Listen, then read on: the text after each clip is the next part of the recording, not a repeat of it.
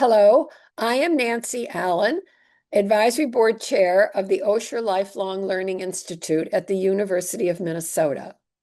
It is my great pleasure to welcome you to today's talk, which is in part of the 2026 Great Decisions series. Our speaker today is Henry Berman, and our topic is U.S. engagement in Africa. Henry Berman is a retired businessman working for 34 years at Ecolab, a multinational corporation located in downtown St. Paul. He has been a lifelong member of the Speakers Bureau of Great Decisions and a frequent instructor for OLLI. His popular presentations throughout the state have primarily focused on the unique dynamics and conflicts in the Middle East and Africa. Today's program is brought to you through the co-sponsorship between Ramsey County Library, OSHA Lifelong Learning Institutes at the University of Minnesota, Global Minnesota, and the Foreign Policy Association. We are deeply grateful to all of these organizations for their support in bringing these talks to our communities. Now I'll turn things over to our speaker, Henry Berman. Good morning, Henry. Good morning, Nancy. Thank you very, very much. Good morning, everybody. Thank you very much for participating in this event this morning. I have always felt that Africa, in the context of the great decisions perspective of the world, has gotten short shrift and has not gotten the attention that it deserves. In fact, Africa is the second largest continent in terms of size, has 1.6 billion people, and is the only continent in the world right now that is growing in population.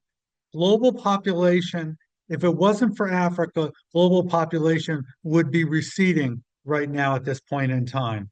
Let me stop right this moment and get us to our presentation slides here.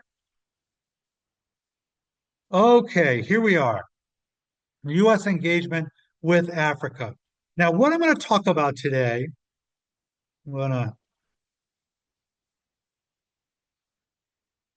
these are going to be the discussion topics for today that I thought would be most relevant to these times in this period of time of 2026. We are going to cover geography. For those who have heard my talks before, I am really very passionate about geography and feel that that's a very, very important component of understanding where things are in the world. And we are going to spend even more time on geography than normal because of, by and large, a worldwide ignorance of the geography of the continent of Africa. And we'll talk to that. I'm going to talk about the forgotten war in Sudan. Sudan is a very large country in Africa. There has been a horrific war going on in the last 3 years that, in my humble opinion, very few people know about. So we're going to talk to that issue. We're also going to reference the contrast to the Chinese economic approach. Chinese is, of course, our competitor, our adversary, however you want to frame that term. They are very, very actively engaged in Africa. So I want to contrast how they have approached doing business in Africa and their relationships in Africa. They have focused a great deal of attention on this continent. Lastly, we're going to bring together what the approach has been as far as engagement strategy within the context of the United States at this point in time. So with that, here's a map of Africa. Africa has 54 independent countries on the continent, 54 independent countries. Interestingly, in 1945, there were only 4 independent countries in Africa, just 4. And I'll tell you which ones they were. They were Liberia, which is here. Hopefully you can see my cursor here. There were Liberia, Ethiopia, here's Ethiopia, Egypt, and South Africa. They were the only 4 countries. So needless to say, there was a huge influx of independent countries that happened very within a very, very close time frame, particularly in the 60s and 70s on the continent of Africa. A couple of interesting things about Africa that that that strike me. I came to a realization as I looked at the map of Africa carefully that there is only one point up by the Suez Canal and adjacent to the Sinai Peninsula where there's any kind of land bridge to other land at all. And that's up by Egypt there in the northeastern corner of Egypt. Otherwise, Africa is simply surrounded by water. And another thing that was striking to me is that in many, many ways, Africa is like a gigantic, and I do mean gigantic island.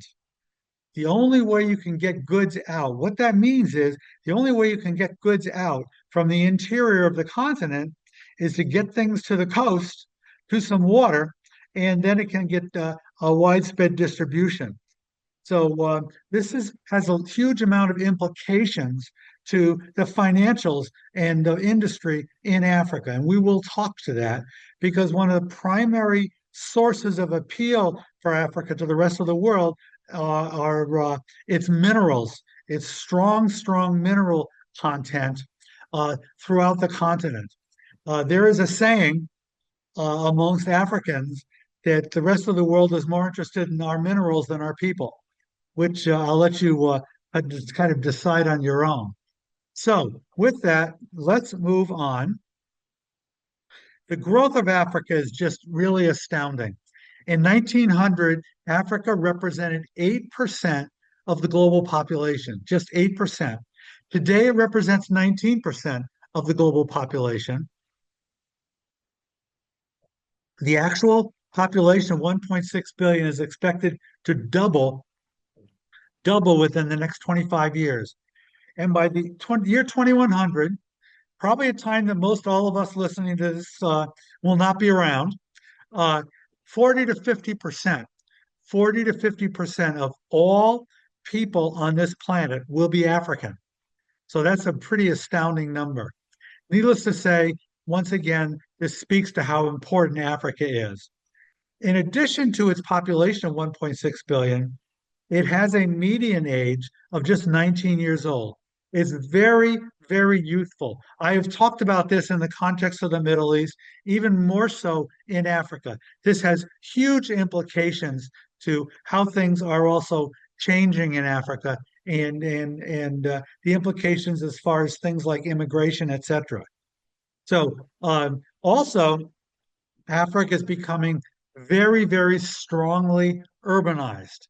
Africa was only about 40, 50 years ago, 85% rural. And that is totally flipped in the last 10, 20 years.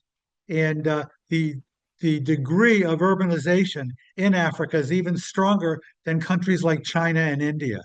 So that's something that's also very, very noteworthy. Now, what I'm going to do, excuse me for switching back, I'm going to the actual geography in Africa. There's 54 countries, by the way. Let me ask you this question. Uh, is anybody there in the audience? And please put something in if you have the answer is affirmative into the Q&A. Anybody know the names of all those 54 countries?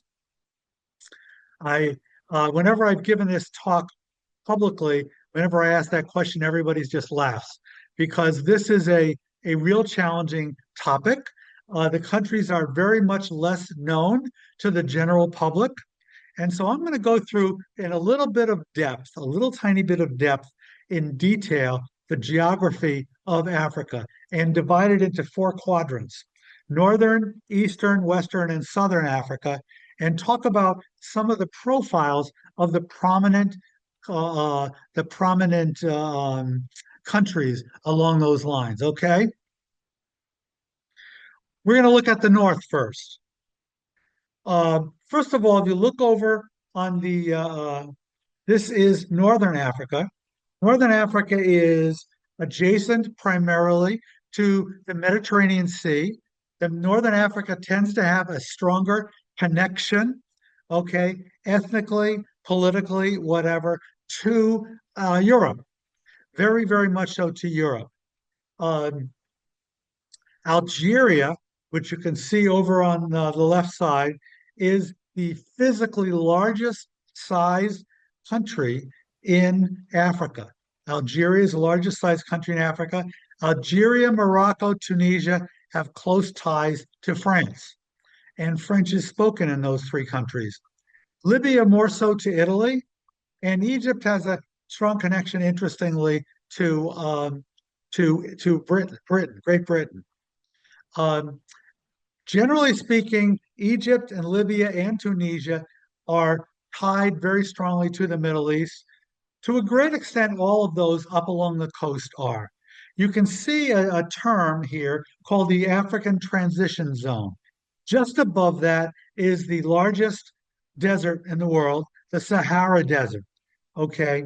And just below that, where it says a transition zone, this is an area which really separates Arab Africa, because north of that, it's primarily Arabic is spoken, and south of that, equivalent to the transitional and south, is called the Sahel, Sahel, and this is where the core central core Africa is actually both ethnically and also religious wise noteworthy. North of the African transition zone is Islamic.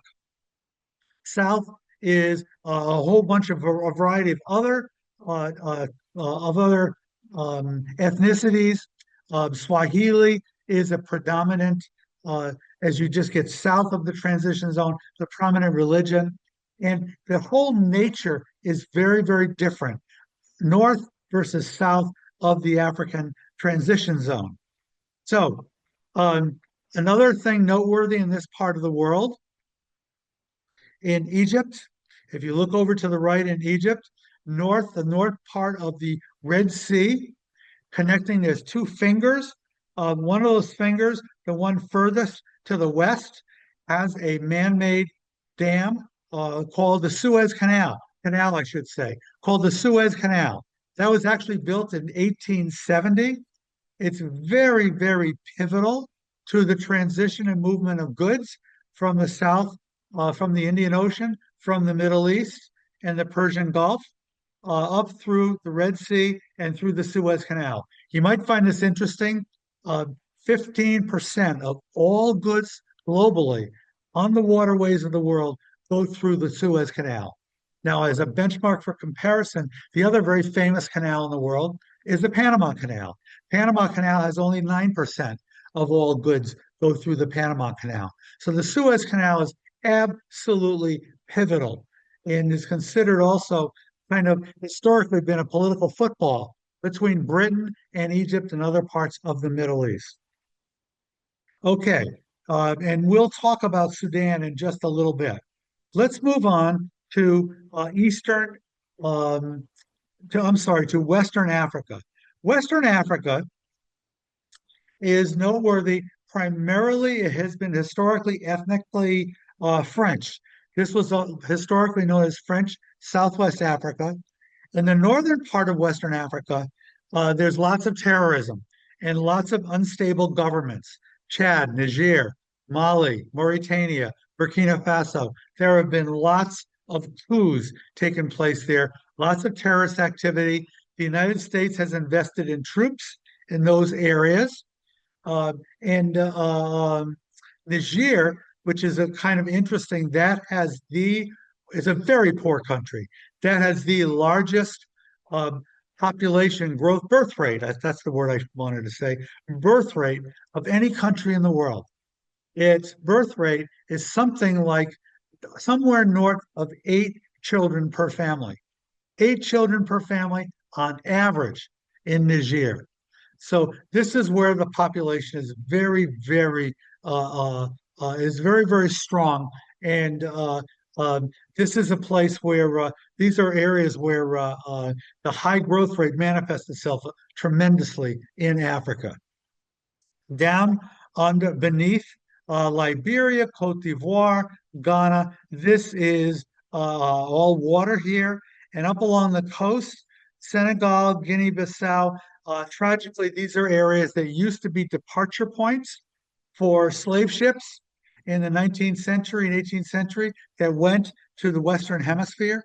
They came from that area along there. Generally speaking, Nigeria, interestingly, is the largest population-wise country in Africa. It has a population by far more than any other. Its population is 237 million people, and that has a very strong oil reserves in the northern part of Nigeria. So Nigeria is a very important uh, country to the United States. They pay a lot of attention to Nigeria. Let's move on to the eastern side of Africa. The eastern side of Africa, uh, there is a component in Africa that kind of juts out, and this is called the Horn of Africa. The Horn of Africa, and then up along the Red Sea. I did a class in OLLI about 6 or 7 years ago on the Horn of Africa. It's a very interesting area. Obviously, Sudan is very close to it, so it's important for that reason. Egypt is as well. The important country of Ethiopia is as well. Um, Horn of Africa is very poor, and it is also impacted by the violence and conflict in the Middle East. If you look right across from the Red Sea, you will see Yemen, you will see Saudi Arabia. Okay, there is right here a choke point. It's the second biggest choke point in the Middle East. It's called the Bab el Mandeb Straits. The most important choke point, which you probably all have been hearing in the news, is the Straits of Hormuz, okay, which is off to the east here. Bab el Mandeb Strait is also only about 20 miles wide, and there has been in Yemen, the Houthis are a proxy of Iran. So there have been some firing on ships in the Red Sea there. And there also was, interestingly, about 15 years ago, a great deal of piracy in the southern part of the Red Sea from Somalia. Somalia is a horrifically poor country, and it also has has a big, huge terrorism problem in Somalia.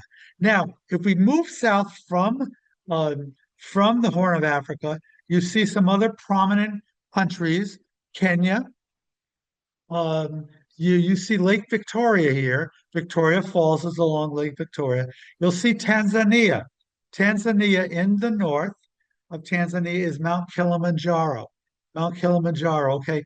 Tanzania and Kenya tend to be big tourist spots for people who go on safari. I don't know if any of you have ever been on safari, but that's a very special and unique uh, event and experience. You can only see part of it because it's right smack in the middle of Africa is the DRC, or the Democratic Republic of Congo. It is the second largest country in Africa in terms of area, second only to Algeria. The Democratic Republic of Congo has had lots of horrific, violent history. In the 60s, they were owned, interestingly, they were colonized by the Belgians, King Leopold. There was horrific slave labor at the time. The Democratic Republic of China, I'm sorry, of the Congo has a tremendous amount of minerals and things like that. And so it's a great deal of appeal. It also was a great deal of appeal and very much a political football during during the Cold War, because there was a lot of uranium there, and a lot of the Soviet Union had a great deal of interest, and it was a very seriously competed turf at that point in time. So now, south of Tanzania is a large country called Mozambique, and then across the way here is a very huge, I believe it's the third or fourth largest behind Australia and Greenland, island of the world called Madagascar. Okay, let's move on now and move to southern Africa. The southern part of Africa is pretty well dominated by South Africa. South Africa has a very tragic legacy of apartheid. It was colonized by the Dutch, then the British took over. Then there was a group of ethnic Dutch became known as the Boers or the Afrikaners. They moved further up north over time, away from the coast. They were very racist. This was the origin of the systemized form of racism called apartheid that was embedded in the Constitution of Africa of 1948. It ended in 1991 with Nelson Mandela. The country still has lots and lots of political problems, although infrastructure wise and economically, it is one of the strongest countries in all of Africa, or the most modern in Africa. There were other countries up along the East Coast here, including Namibia and Angola. They also had similar forms like apartheid along there. Those were colonized by the Portuguese. Okay. Interestingly, Zimbabwe here recently had a leader that just died. He was 95 years old and he was in charge for the last 40 years. Um, Botswana is an interesting country. I tried to get a sense when I studied Africa to see what country over in Africa has the most stable government secession, okay, process, have been the most stable, the least amount of overthrows and things like that. And the one that came back continuously, interestingly, was Botswana. Botswana was founded in 1960. Interesting, I heard the ambassador to a former ambassador to Botswana give a talk, and she was saying how this is very typical in Africa with its very poor infrastructure. And we'll get to the role of China with that, and particularly railroads. Botswana had 40 miles of paved roads in the time of its independence in 1965. Just 40 miles in the entire country. So this gives you an idea of how backward at the time, unfortunately, these developing countries in Africa are and continue to be, and the challenging things that they face. Okay. Uh, we should always remember that the Africa has very, very rich mineral resources. That is a reason, particularly, why Western countries and to a certain extent China as well have always been very, very interested in Africa. Lithium is and cobalt are very, very important, particularly in the technology revolution, because those are very, very important parts for for batteries and things like that. Okay, for battery storage, even electronic vehicles, things along those lines. Uh, they're very, very important, and hence very interested in getting engaged. Rubber, we all know when in the 20s, 1920s, 1930s, 1940s, airplanes became important, cars became important, rubber became a very, very key area. So Africa became very, very important for that reason. Uranium because of atomic energy competitions. And then, of course, those that, particularly in South Africa, gold, diamonds, silver became very, very critical and were found in abundance in these particular areas of Africa. So these always enhance the importance. Unfortunately, and this is always tragically, it seems like other countries that became more and more interested in Africa for exploitative purposes and ways for them to make money. And it didn't always lead the best result to the best results for the people of Africa. Let's switch gears now. to Sudan. Sudan has been engaged in a horrific civil war in the last 3 years. And I've always found it remarkable how little information and how little attention is paid to Sudan and the Sudan civil war by the press of the world, the media of the world. We often hear, for example, Gaza, you'll hear 40, 50,000 people died the last 3 years. Well, Sudan has had over 150,000 people die, over three times that number. And you don't hear much about Sudan at all. And I wanted to, for that reason, I really wanted to bring, in the context of Africa, bring this to everyone's attention. And a couple of other things about the map of Sudan. They have a pretty good sized coastline with the Red Sea. There have been here and also in South Sudan, has been oil discovered within the last 40 years or so, and there are pipelines up to the Red Sea there. On the eastern side, I'm sorry, the western side of Sudan is a province called Darfur. Darfur had horrendous revolution, okay, there, a civil war where hundreds and hundreds of thousands of people died about 10, 15 years ago. And there's been lots of fighting historically there in Darfur. And then, of course, there's South Sudan. South Sudan is the world's youngest, newest country. It was created in 2011. And there's a very logical reason why they separated from Sudan. Do you remember I told you about the Sahel and that kind of dividing line?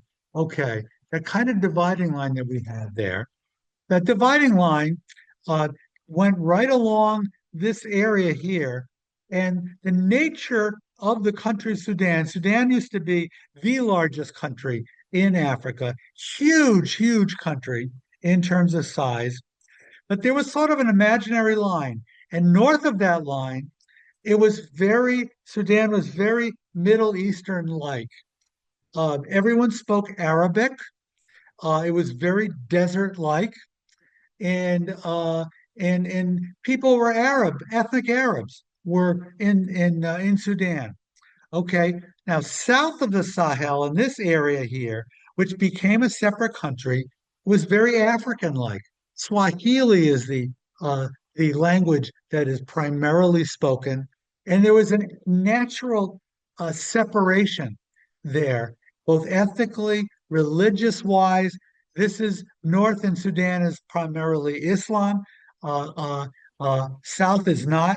It's just South Sudan is much more of an ethnic African type culture. So it really, I don't even say that this was necessarily a bad thing, but there was a real definite separation that was extremely logical at the time to separate. We'll talk a little bit more about South Sudan in a minute, but I wanted to explain that phenomenon of its separation. Okay, Sudan it became independent in 1956.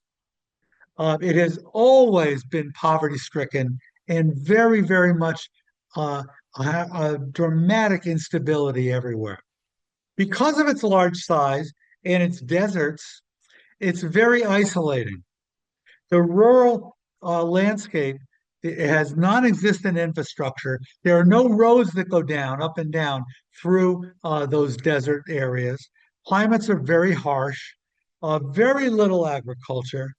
As you can imagine, tragically, as in most areas of governance, there's lots and lots of corruption, ongoing conflict. It's a tribal has tribal nature there. And as I said before, the identity, okay, is a question of whether or not it's African or actually Middle Eastern.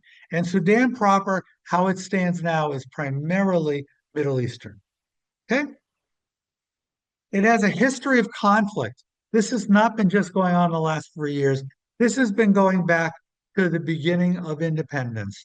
As with so many other countries, for those that have heard me talk in the past about Britain, Britain had a habit of not preparing its colonies for independence and just ditching them and leaving chaos behind. That happened in Sudan.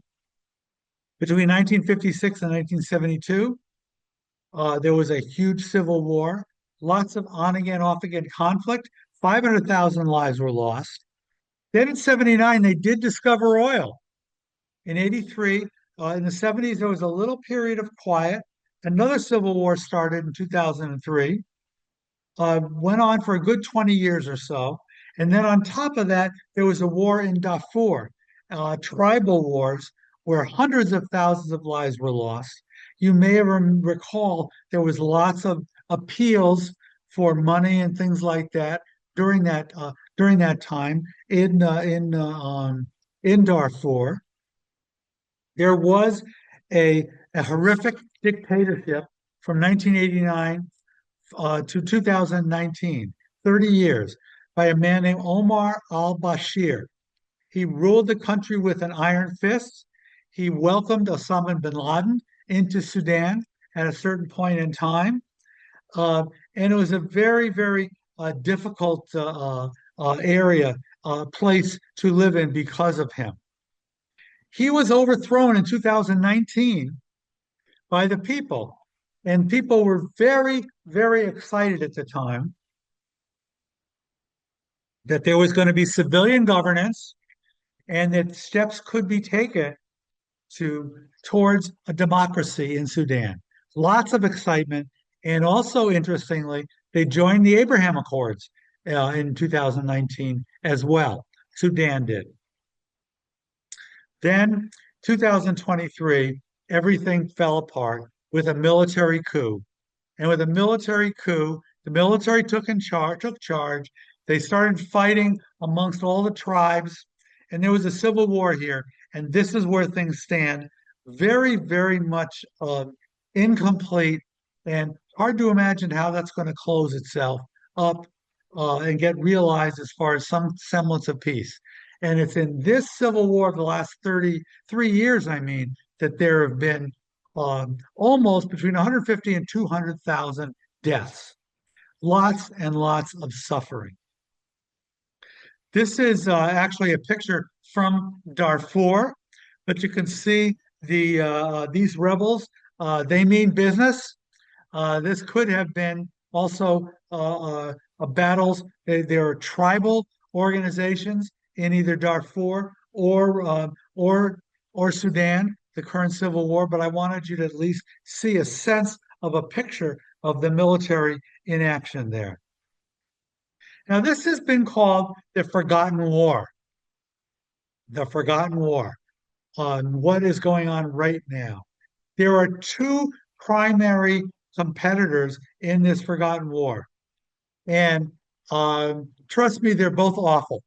They are both awful. There's no good guys or bad guys here at all. There is a group called the Sudanese Armed Forces, or they're also referred to as the SAF. Al Burhan is the name of the leader of the SAF. They tend to posture themselves as the national army, and they seem to have control of the primary urban area around Khartoum, which is the capital of Sudan. This is what is very interesting. Both parties that are involved in conflict are supported by outside forces. The Sudanese armed forces are supported a great deal with weaponry and lots of money by Egypt, by Turkey, and by Saudi Arabia. All of these countries want to get and gain influence within Sudan. On the flip side, there is an organization called the Rapid Support Forces. They are the RSF, and they are led by a person named Hamdi. If you had to tell me which is worse as far as engaged in atrocities, I would actually say the RSF are. They have been notorious for swooping in on rural tribal communities and just butchering everybody. They're like a paramilitary. They don't seem to have any state reform agenda at all. All they want to do is they want power, and they want to fight and try to get control of the entire country. They, interestingly enough, are supported by the United Arab Emirates. The United Arab Emirates are supporting the RSF in Sudan. Now, this speaks to, I'm not going to get too far afield here, but this speaks to a growing rift or independence or separateness of the United Arab Emirates. Okay, they're separating from Saudi Arabia. The United Arab Emirates actually just left the OPEC. Okay, they're going off on their own. And they have, by the way, gotten absolutely clobbered by Iran in the current conflict.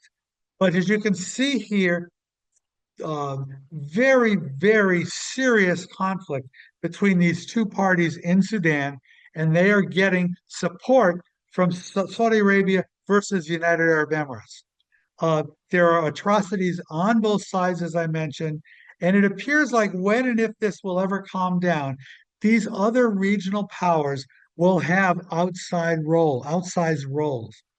Another comment that might be interesting is to note, of course, Egypt is north of Sudan, just north. Turkey has had a lot of interest, okay, had a lot of interest in along the Red Sea. They have some bases along the Red Sea. They have a base in Sudan, okay, and also they're trying to establish some kind of relationship, interestingly enough, with Somalia. So we'll see how that all plays out. Needless to say, that leaves everything into a very complicated mess.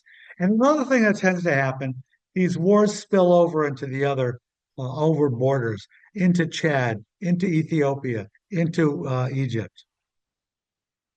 I just jumped ahead, made my commentary ahead of the slide here. Into Somalia, they spill over. There's lots and um, lots of immigrants have moved into these other areas. Uh, there are just lots of tribal warlords. This is transparent throughout a lot of Africa, but especially in Sudan, where they're just lining their pockets. It's all based on greed. Nobody thinks much about economic development in many of these tribal societies. The Red Sea coast is a very geostrategic hotspot. There is down along the Bab el Mandeb Strait on the Red Sea a small city state called Djibouti. It's spelled Djibouti. Djibouti is an interesting area because of its location. It's very, very important to so many countries. There's something like 5 or 6 different countries that have major bases in Djibouti. First of all, the base in Africa, the largest base in Africa by the United States is in Djibouti. Okay. There is also a Chinese base in Djibouti that's literally 8 miles away from the US base. I find that very interesting. For some reason, they tend to get along okay. Other bases like Turkey, Italy, France, Britain, lots of other bases along there. So important is the Red Sea coast at this point in time. Who knows? Maybe the Bab el Mandeb Strait will someday, unfortunately, become a difficult hotspot like the Gulf of Hormuz has become in recent months. The outcome, very likely, from all these wars is that Sudan will become a vassal of one of these Gulf states or a couple of them, which doesn't bode well either way. This is a picture of immigrants just escaping from all of the tragedy, the tragic conflict in Sudan, either over the west border to Chad or the south border to Ethiopia. Let's talk for a minute about South Sudan. South Sudan, this was a term used tragically. South Sudan was the first pre-failed state. It became a failed state even before it became a state. It has tremendous challenges because of its poverty and corruption. And 85% of the population is illiterate. 85% is rural outside of the capital, which is called Juba. Now you know the a great deal of interest. You can a piece uh, of interest or trivia that you can go with your friends. Say, what's the capital of South Sudan? You know, it's Juba. There are few roads, schools, healthcare facilities, no infrastructure at all. Tribal rivalries are very, very stark. The two rivalries are the Dinkas and the Nuer. The Dinkas are a very interesting tribe because their members of their population tend to be very, very, very tall. I don't know if you recall, there have been a couple of NBA players from South Sudan that were like 7 feet 5 inches tall or the like. Very, very tall. Um, there are oil reserves in the South. 80% of the revenue comes from the oil reserves in South Sudan. 98% of the revenues, okay, come from the oil. It suffers from being landlocked. When somebody is landlocked in Africa, there is a great deal of problem and there's a great deal, a strong amount of disadvantage. And as everywhere else, uh, fragile governance, especially with landlocked in South Africa because they have oil. So the question is, how do you get it to the coast? Right now, the best they can is they go through pipelines that go through Sudan. This was the day of independence in 2011. It was a very, very festive moment of independence. It was a very um, uh, dramatic um, celebration. Colin Powell and Condoleezza Rice were there. Were Condoleezza Rice were in attendance. The United States gave its strong source of support for South Sudan at that point in time. Barack Obama was president, and but it really hasn't played out that they've had a lot of internal challenges. They are not. They are only tangentially challenges are um are related to the Sudan civil war, but they have their own by and large in South Sudan. All right, we're going to switch gears here. We're going to talk about China. China has a very unique relationship with Africa, uh, and this has kind of been their relationship in to the developing world outside of China. They have a great deal of trade. In 2013, it was something like two almost, somewhere around 200 billion or something like that dollars. The relationship has been kind of you scratch my back and I'll scratch yours. And what we have, what you need, and you have what we need. What does Africa have that the Chinese need? Which you could say is also true for the West and the United States. They have oil, they have minerals, and they have metals. And we talked about that. Very, very important. China does not have any oil, have any minerals, or any metals. So they need what they can get from Africa a great deal. What does Africa need from China? Well, there's a lot Africa needs from China. China has the lowest cost manufacturing infrastructure in the world. And that's something African nations are not. They are not very wealthy, so they need low cost in materials, manufacturing products. China has a great deal. They've offered to make billions and billions of dollars of investment in Africa, in hospitals, roads, and schools, mainly in infrastructure. We're going to talk about that. Just to give you an idea of how fast they've been growing, in 2000, the relationship in terms of trade was $10 billion. And in 2019, it's $290 billion. Astonishing how that trade has grown. Now, since COVID, it has stabilized a little bit, and now it's starting to take off again. How many of you have heard of the Belt and Road Initiative? Belt and Road Initiative, or BNR, here you can see its kind of definition: connect China to global markets by linking Asia with the Middle East, Africa, and Europe via a set of land and maritime routes. It's really almost, there's not any one project or venture here. It's a series of projects that are taking place with China and many, many, many individual countries throughout the developing world, of which Africa is a major part. Okay. So it has gotten, the Belt and Road Initiative has gotten projects in as many as 70 different countries. That's 70 different countries. Okay. Now, mentioned I want to stress this thing about uh, complementary needs. Africa has resource-rich exports. China has the global manufacturing plants. There are more affordable products in Africa than ever. And China has really tried hard to reach out and and explain that they can do more for Africa than anybody else, especially the United States.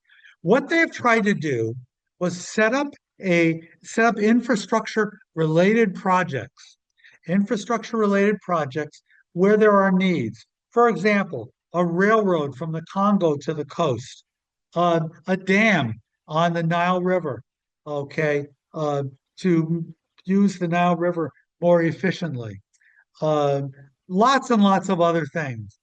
And they will specify in these relationships that they need to have they will offer more favorable financing options, and you must use Chinese banks. So there is a catch. China's message to Africa to me is very interesting. It said, let's do business and let's stay out of politics. Now, when they're talking, what they really mean when they do business, they're trying to contrast with the West. And they use the term often, no strings attached. Because all too often, the West and the United States will tell African and developing nations that you really need to become democracies. Democracy is very important. Okay. Now, what do the Chinese say? They say, we don't care. You can be a dictatorship. We don't care how you treat your people. And for some nations, that really has appeal. In the United States, this is a very good debatable topic among great decisions, and I love debatable topics for those of you who know me. Uh, uh, do we kind of cut ourselves short when we focus so much on our political values as opposed to just trying to do business? Another thing that China says to the African nations is, we're one of you. We're one of you. China was once colonized in many ways, going back to the Boxer Rebellion days or whatever in the early 20th century, by the West, influenced by the West, overpowered by the West. And so this stigma of colonialism, we know what that used to be like, just like you know what it used to be like more recently. So sometimes that message can really and truly resonate. Now, I'm going to just give you an idea of a very common um, BNR, Belt and Road Initiative type of project, which is very much, even to this day, in need in Africa. Remember how I told you that Africa is basically, and you can see it here, it's basically a humongous island. All around it is water.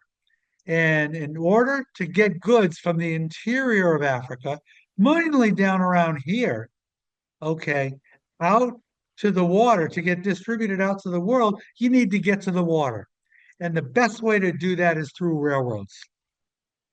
So African railroads, and you can see here a list of the main railroads right now.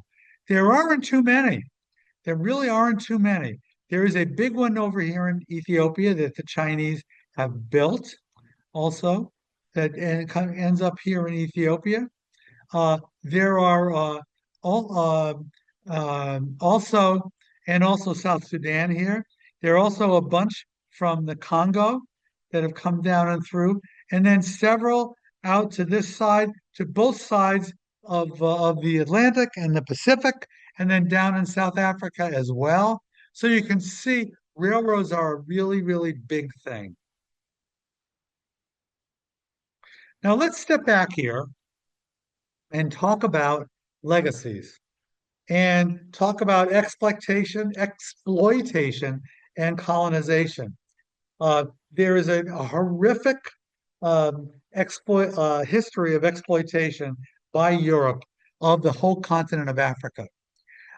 It started primarily with one event in 1885 called the Berlin Conference, where all these European nations got together and they kind of carved up Africa, seeing Africa as a country that had lots of minerals, lots of potential wealth that they could attain, and it was basically empty.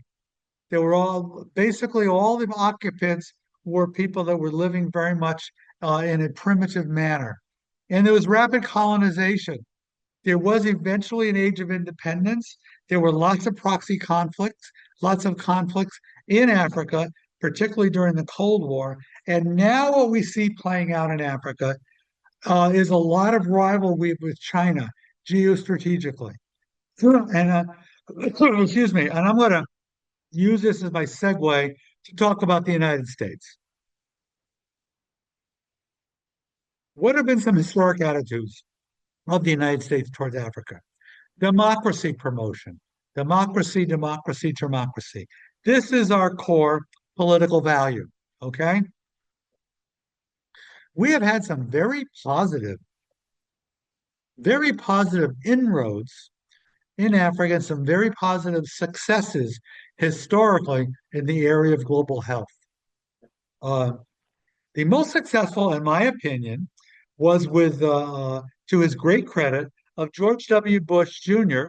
in, I guess, Bush 44, they'll say, in the area of AIDS research and stopping the scourge of AIDS in Africa. Okay. Obviously, the United States is interested in accessing the mineral resources. Trade is always important in the United States as well. Uh, they're also very interested in the United States in counterterrorism. I mentioned in the northern part of West Africa, there's lots of terrorism. The United States has troops in northern Nigeria, in Mali, in Chad, Niger, places like that.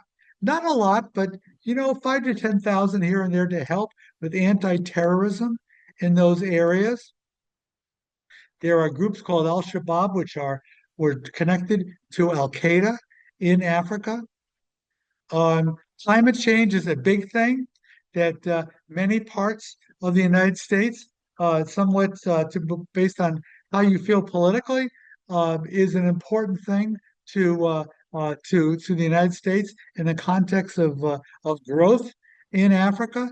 And also, there's a legacy of providing Africa a massive amount of foreign aid. And in recent times, that has become um, controversial. Let's talk for a second, and as I start to close down here, about American soft power, another great debatable project. Okay, soft power, is it good or bad? What is soft power? And soft power used to be a prominent arm of American foreign policy, and it's become very much lesser of an arm and weakened for better or worse, in the last 2 years with the recent administration. What is soft power? Soft power means winning hearts and minds by influence, building long-term goodwill throughout the nations of the world. Okay. What are resources of soft power? This is not with military force per se, but culturally, terms of bringing American cultural skills, things you have to bring that you can bring to these other countries, art exhibits, symphony orchestras, things along those lines. How many of you remember during the Cold War, we would occasionally have a famous Soviet pianist or something like that would come to the United States as a source of goodwill from the Soviet Union, or we would do the same, a ballet theater or something like that, going in the other direction. Things along those lines, cultural resources. Also, political values. And when we think of political values, we really think about democracy, democracy, democracy. And also a political value of, um, of caring about the downtrodden, caring about the poor, and giving money to help those in case of need. Foreign policy also can also be wrapped into the whole notion of soft power. Sometimes soft power is also manifested in activities in respective embassies. Very good question you could ask is why do we have 800 embassies around the world? Why do we have that? Do we really need 800 embassies? Well, we do for a lot of reasons, but they do get debated and a lot, and many times you ask that question as a very reasonable one to ask. I will tell you though, by the way, you might find this interesting. China has many, many more embassies and diplomats around the world than we do. What are some examples of American soft power? Cultural exchange programs. You see cultural exchange programs all the time. Exchange programs with not just students, but also with young professionals. There's an cultural exchange program. It's been going on since World War II called IVLP, the International Visitors Leadership Program. And there's a very active chapter, which is run, by the way, which is administrated locally by Global Minnesota. Okay, which brings in people from around the world to this country, where we can show off our expertise in various projects or topics that could be like related to human rights, to counterterrorism, to AIDS research, to public health, any one of many, many things. These are cultural exchange programs. Educational cooperation, um, students going here and there. There are many out there in this audience, I believe, that are in my class, which I gave first session of on Iran. Next week, I'm going to be talking about Iran historically, and I'll give you a statistic which emphasizes this whole notion of educational cooperation. In the 1960s and 70s, Iran and the United States had a very harmonious relationship, and the Shah was in charge. There were over 50,000 Iranian students at that time studying in the United States. 50,000 Iranian students. So that's sort of an example of educational cooperation to build ties between two countries. Last but not least is foreign aid, development project. And the biggest structural organization there was the United States Agency for International Development, or USAID. The new reality in 2026, declining use of soft power. Uh, it's felt that by the government at this time that soft power is not worth the money. And there's a much more transactional orientation. And we can discuss this. Which is better? What's more appropriate? This gets itself manifested also by things that you're seeing about limitations on immigration, travel bans. Um, there really have been, I believe, some disparaging remarks made on Africa, which I'll let you decide whether this is helpful or not. There's talk about needing to protect Christians in Nigeria, for example. And there's been a slowly dismantling of foreign aid structures. I should take that back. Not so slowly dismantling of foreign aid. That as you dismantle it, uh, there was literally an email that went out to 10,000 employees of USAID uh, about 2 weeks after the new president came into power, basically telling people they didn't have jobs anymore, and that this organization, which was really been the foundational kernel of all of the structures, the structural ways of managing foreign aid throughout the globe, just disappeared.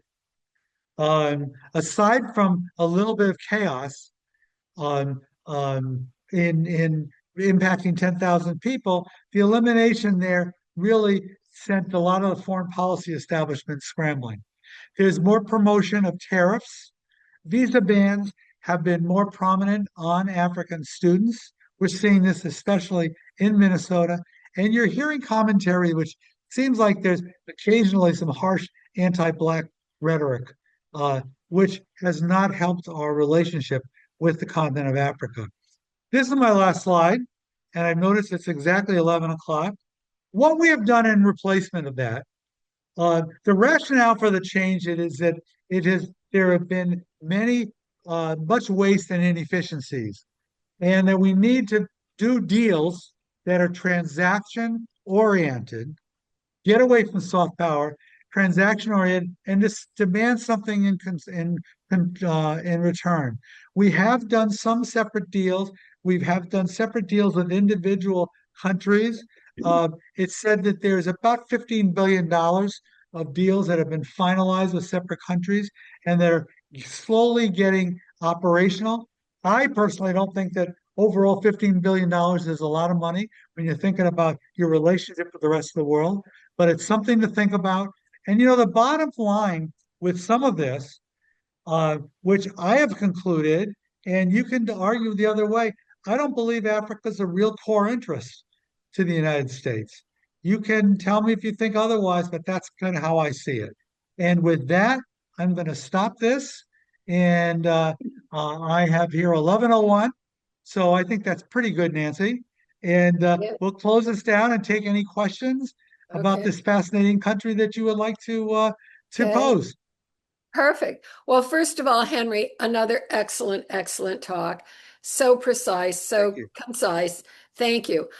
We have some comments, which we'll get to, but I also want to get to the questions. Sure, So, the comments are important too. That's all fine. right. Well, I'll start with the first comment from Mike. He says the media doesn't talk about the Sudan war because they can't blame it on any Western countries. Is the same reason the war in Rwanda was ignored. Do you want to comment I on think that? there's some truth to that statement. I think it's much deeper than that, but there is some truth to that statement. Definitely, the media hasn't covered it. And I like the comparison to the tragic, the atrocities in Rwanda in the 1990s. There's some similarities there, and they're just not covered much, and that baffles me. And that's why I'm covering it here, because I want to bring this to the attention of people. And it's one of those tragedies where there's no good guys and bad guys here. And I do also am faulting the Gulf states and these other Middle Eastern countries for fostering this violence. I can't help but think that the depth and breadth of the violence would go down if they weren't getting financed by these other wealthy Middle Eastern countries. Oh, good point. Yeah. Wayne wants to know, is there any economic union among the African nations similar to the EU, even regionally, if not continent-wise? Yes, there is. There is the African Union. It's a political union and also an economic union. Uh, and it tries its best. There are obviously some very big players in the economic union. The big players in the economic union include the large countries, Nigeria, Ethiopia, Egypt, South Africa, uh, uh, and also, unfortunately, in my opinion, they fight amongst each other a lot, Mhm. and they find it hard to really get it together and speak with a unified voice. That is particularly a problem politically, and uh, and sometimes I also think that Western Europe, I would say Western Europe meddles a little too much, and they need to be given the power to do what they need to do. If they could do that, they do have a lot of strength because of their minerals and things like that. But it's been hit or miss as far as their power. But they do exist. Oh, that's interesting. So Okay, thank you for asking that question. good. Rick wants to know, excuse me, Rick wants to know, why do various foreign sides support who they do in Sudan? Now this is an opinion, okay? This is an opinion that's based on my knowledge of the Middle East. I think it's greed. I think that these countries want very much, and we have talked about this a tiny bit with Iran. They want to increase their influence. And I think what these countries are doing is they're always looking, they're not looking to colonize these countries, but they're always looking to make themselves more and more important in these other countries. And the United Arab Emirates is a very interesting story. And someday, Nancy, I've thought I should do a lecture sometime on the United Arab Emirates because they are just a unique, these tribal units that have this fabulous wealth. Well, yeah. Oof. And they're getting into these little idiotic fights with South Africa. Have you noticed that? They're really nitpicking at each other, and now they've left. And now that's manifesting itself in Sudan. And Turkey is another one because of the nature of the leader, Recep Tayyip Erdogan. He is hungry for power and he wants to create power. And why is Egypt interested? Egypt's right north of Saudi Arabia. So it's a natural extension for them to want to. So I think it's that old-fashioned attribute of greed Hmm. that is really driving these countries. And most of those countries are in their own way. Certainly the Gulf states are very rich, and they want to use that to enhance their influence and power throughout their neck of the woods. And that's also why the Horn of Africa is interesting because they tend to be impacted by conflict in the Middle East more than any other parts of Africa. Yeah. Hmm. Well, okay. What I want to say is, but Sudan is in the middle, and maybe that in itself causes such, you know, well, not concern, but why more countries maybe aren't interested. Maybe Sudan is just difficult to Well, get people around or do in. Yeah. when people look at Sudan, they see weakness for Yeah. all the reasons I outlined. Yeah. It's a poor country, it's a forbidding country, huge amount of the center there, terrible infrastructure, great deal of instability. When people see instability, they see weakness. Yeah. And so when a dictator like from Turkey or a wealthy nation like Saudi Arabia, who's right across the Gulf, just like Egypt right north, they see opportunity. And that's why they all want to delve in. And they just are creating havoc. And, to me, I say shame on them. I wish they would just get out and let these countries just get organized and get some stability to their populations. And it's really, truly tragic. And of course, there's tremendous poverty, and they're the ones that are people that are suffering. Yeah. Yeah. Oof, and water. Yeah. So Karen, Yeah. yeah, Karen wants to know, I know you repeat yourself, please. What year were there only four countries in Africa? And how were Okay. these, I'm sorry, Go and how ahead. were these borders established for so many countries, some of which are tiny? Was it along tribal lines? Was it a turbulent process? Very good question there. All right, the the demarcation line time-wise that I said was 1945, and that was because it was the end of World War II. Okay, that's when the world kind of stopped and took stock on things, and that's when the age of independence started, and also the age of imperialism started to recede. Started, but it was very gradual. Now, about borders. Um, if borders in the Ann African, by the way, what I'm saying about this also relates to the Middle East. And that is, if borders were organized and orchestrated by rivers, by seas, by tribal units and things like that, that would be entirely too logical.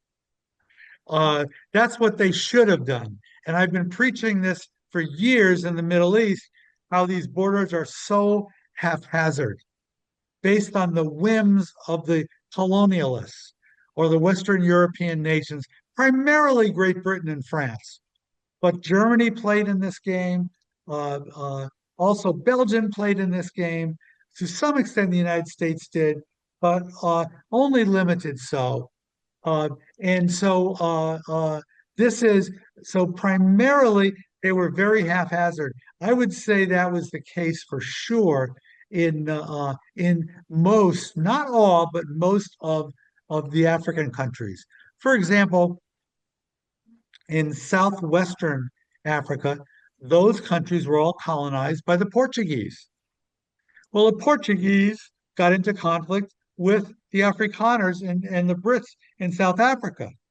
They got into conflict with the Angola borders on the Democratic Republic of Congo. So the Portuguese got into conflict 150 years ago with Portugal. The Belgians did. I'm sorry, Belgians and Portuguese got into conflict. So these things happen, I think, in a great amount of the situations. They were very much tragically managed and orchestrated by the imperialist countries. And this, to me, is the embodiment of what we call imperialism, is what played out in Africa. Do you have any recollection of whether there was, to answer her last question, was it a turbulent process? Was there It lots meant of yes, yes. It was a turbulent process. And, you know, this attribute, I've already referenced it, is so base and banal to human existence, and that's greed. I want, I want, I want. And that's the essence of imperialism, only played out by a nation. And I really think that that base instinct drove lots and lots and lots of conflict. And it's not just I want, but I want influence. I want influence. This is something that we talked about with Iran and a lot of these other countries. They want to be the king cheese of their region or something like that. The most important. Very true within the context of the ego and greed of somebody like the leader of Turkey, the leader of Egypt, certainly the leaders of Saudi Arabia and the United Arab Emirates. They're using, what are they using? They're using their wealth. And they think that their wealth can buy themselves things. And sometimes they can, sometimes they can't. Yeah, well, we see that with other people, don't we, too? We see that in everyday lives, Yeah. tragically. So Sue wants to ask, but I also want to comment that Sue was the one who answered, yes, she knows all the countries in Africa. But Wow. anyway, Okay. um, she wants to know, how is it that Djibouti has been able to remain so stable in such a strategic location with neighboring landlocked countries? Um, Djibouti is such a fascinating story. And it's a nation, but it's really like a city state. What we used to think of as a city state. It's a gigantic city that has become a country in and of itself. And everything about Djibouti is focused and oriented on the fact that it lies right, location, location, location. It lies right on that spot. It has been an area, it's been the only area where the United States and China seem to get along. And they have not argued at all. They've worked together. When there became a problem, you may recall about 10 to 15 years ago, there was a problem with pirates with Somali pirates in the Red Sea. And the United States and China, this was the only situation ever.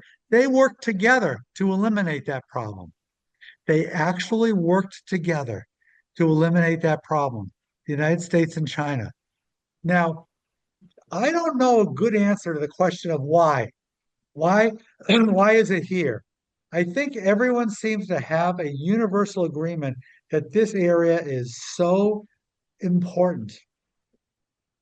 I think what the questioner is asking is too about because it's so important, why hasn't there been a massive civil war and violence broken out between all these parties to take complete control of that area? And why has there been that level of cooperation? in some ways, it's a great question. In some ways, it's a very cynical one, thinking, well, if it's so important, you might as well expect people to be fighting wars over it, like they are in the Gulf of Hormuz right now. Um, and I'm not sure exactly if anyone else has a reason to has a reason. I don't exactly know what has caused that to take place. Yeah, yeah. Well, I'm very glad it is, but yeah, like I said, there's 6 to 8 military bases. Italy's there, Turkey's there, you know, uh, and I think that it's to their credit. It's the United States and China who are the two leaders are making sure that there's peace in this small yeah, neck of the woods. Isn't it yeah. amazing though that the bases of U.S. and China, this was China's first base overseas anywhere, Oh, and wow. America's been Djibouti. and they're build one or maybe they finish one in Pakistan on the coast, which is their Belt of Road initiative thing, and they're starting to build two or three others, but they've never had bases, Hmm. but they're 8 miles apart. So that's amazing to me. Just Yeah. very, very, very interesting. Well, we only have one more question, but we certainly have more time. Oh, when we do. Oh, they're coming in now. So Elizabeth wants to know, will US end up removing bases we have in Africa? Withdrawing foreign aid affect that withdrawal? I That's a great question. And we have a lot of open questions surface often about eliminating embassies and eliminating bases. And it's a fact, in one way, shape, or form, big or small, we have something, we have hundreds of bases, hundreds and hundreds of bases all over the world. And the question always surfaces, why do we need them? Why do we need so many? A lot of them are absolutely necessary for security. Very, very necessary for security. Our presence, for example, in places like the Philippines or in proximity to the South China Sea is very critical. And you know it's critical because the Chinese wish we would go away. Uh, we have bases in the Mediterranean, very, very critical. The base in Africa, all sorts of bases of big and small. So that is a very reasonable debate. I think the bigger question, because of a de-emphasis now, this is just my thought, a de-emphasis now on soft power, that we will consider more closing embassies than we will bases, because Yeah. bases relate Oh. more to national security. Mm. And bases also send messages, subtle messages, to the fact that we are a big and powerful country and can exude military power Hmm. when we need to, as of course has been playing out in the Middle East in the last 3 months. And Yeah. I think that it's fair to say that our current administration wants to exude that. So I don't see bases closing. Not even so much about statistically whether it would matter, but it sends a message. Hmm. And Yeah. so I don't see that happening. And once you've built a base, it's often very, very hard to close one because then you send the message to the world. And also, your political enemies will say, you're being weak. Mm. And that's just I don't want to delve into politics, but that's just a reality these days. Okay, good. Well, Deb wants to know, good question. How is Djibouti governed? Could that be a model for other countries, both in Africa and elsewhere?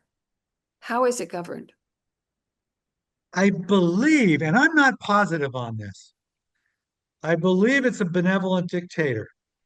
Mm. It's somebody, there's a leader or leadership core that's small. I don't know if it's one person, but they have been able to kind of do a delicate dance and have good relations with all the parties that have bases in their country. And that's what I believe is playing out here. And it's a very, very difficult thing to do. But I don't think it's a pure democracy. I don't believe so. But I am not sure.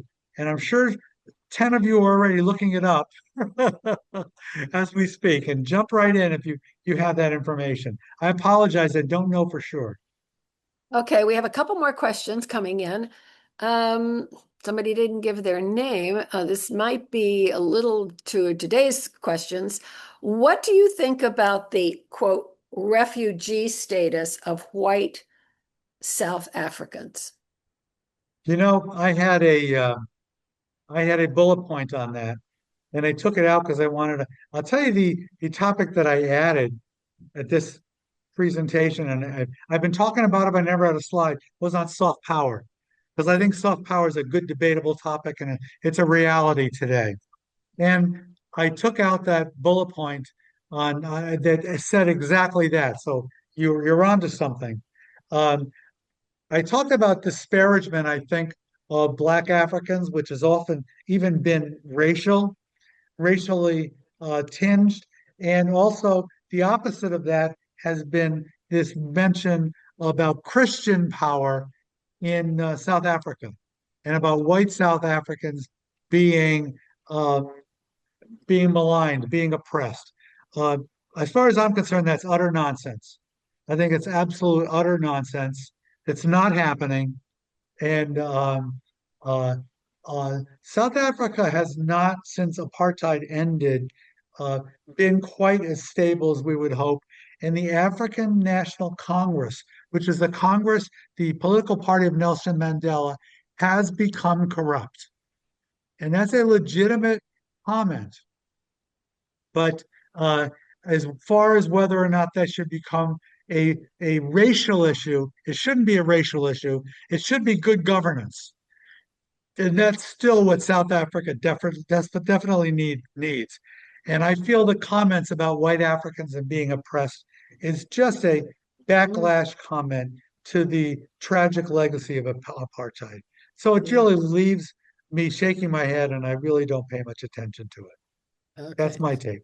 Well, as of now, this might be our last question coming up from John. Okay, Um, is there a risk that Turkey's uninvolvement in Sudan will pull in NATO? interesting. Um, Turkey and Sudan is a very interesting question. In 2 weeks, I have a presentation with a separate group on Turkey. And uh, Turkey is always why is Turkey the only country in the Middle East that's part of Sudan? That's part of NATO. That's because of its pivotal location in the context of the Cold War. Turkey was absolutely pivotal. Stalin desperately wanted to take over Turkey, and Truman wouldn't let him. Okay, the Truman Doctrine focuses on Turkey and Greece. Okay, and interestingly, Iran. So, uh, but Turkey, the leader of Turkey is a very controversial guy, and he wants to expand his influence, and he's always sticking his thumb in the eye of the United States. And they've also gotten into conflict with the Western Union by their desire to join the European Union, and the European Union won't let them in. And you want to know why? The biggest reason? It's racism. They don't think that Turkey is white enough or European enough. There are messages there. So there are all sorts of sides to complain here. Now we're getting so Erdogan, there's also been a question with NATO and Erdogan about whether or not, because Erdogan occasionally over the years has gotten a little bit too cozy with Putin. Well, NATO is an anti-Russian, anti-Soviet Union organization. And I raised a question once to some friends, is it plausible that Turkey will get kicked out of NATO? Uh, it's an analogous situation as Viktor Orban was with the European Union. So it's a very difficult kind of situation. And what are their motives right now? And I think that their motives are that within the Horn of Africa, Turkey sees opportunity. It sees weakness. It sees weakness in Sudan. and it sees definitely opportunity. And also, it's building a base, interestingly, right now in Somalia. Mm, And you think, why are they interesting setting a base in Somalia? Influence. There's also a little wing of Somalia called Somaliland, mhm, which is just north. That's part of Somalia, but they want to be independent. And there are two countries that are supporting Somaliland becoming independent. Very interesting. And it's for the same reason. They want influence in Africa. And those two countries, interestingly enough, are Turkey and Israel. mm, And Israel is doing that too. And why is that? Because they want to start getting influence into the Horn of Africa and become more important. mm. So that's kind of the new dynamic going on, pushing for influence. And of course, the country that started that 20, 30 years ago was Iran. They never tried to colonize anything. They just want influence. They want to be looked at as important, which is why they hate the United States, because we're an obstacle to them being so important. Wow. Okay, hopefully I Okay. haven't gone Wait, too far off the. and I'm just aware that this is a webinar and it stops right at 11:30, but we do have another question that's come in. This So, is the last one. Okay, I'll try to make okay. it short. Okay. Susan wants to know, please expand on the challenges due to short lifespan of the population, lack of generational experience on dealing with Africa. Can you repeat that? Short Okay. lifespan? Yeah. Please expand on the challenges due to short lifespan of the population, lack of generational experience on dealing with Africa. I Lack hope of generational experience in the United States? dealing with Africa, let's just say, yeah. But I guess I'm not too sure, but this is the way she posed her question. The challenges, I mean, the lifespan of Africans is, according to this, short. Well, let's put it this way, and let there be no doubt, USAID, when it was disbanded, more people let me put it this way, in 2025, more children ages 0 to 5 in Africa died. In every previous year in this century, lesser children every year have died from age 0 to 5. 2025, that change reversed. So people are within as foreign aid programs, more people are going to die. But there is something in the culture and the tribal nature of it to have large families. In the context of large families in tribal societies, many people still don't live long lives or die when they were young, tragically. So it's kind of a mixed bag here. What's going to play out? But I really think long term, it's still Africa is going to, in terms of population and economic growth and minerals and everything else, to just become more and more and more important that we're going to have to pay attention to. And so I think the United States, this is my final comment, is making a mistake not making this a core interest. Uh, the country of Africa in trying to expand our prominence in the globe and to protect our own interests. So with that, it's just about 11:30. So Yeah. thank you very much, everybody. Well, no, and thank you, Henry, so much. Another wonderful, wonderful class. And of course, we're getting lots of accolades in, and thank you for your extensive knowledge and awareness to us. And so, on that note, I bid you all goodbye, and thank you so much, Henry. And till next time, okay? Goodbye, everybody. Thank you very, very much. Bye Thanks. now. Have a Bye. nice weekend.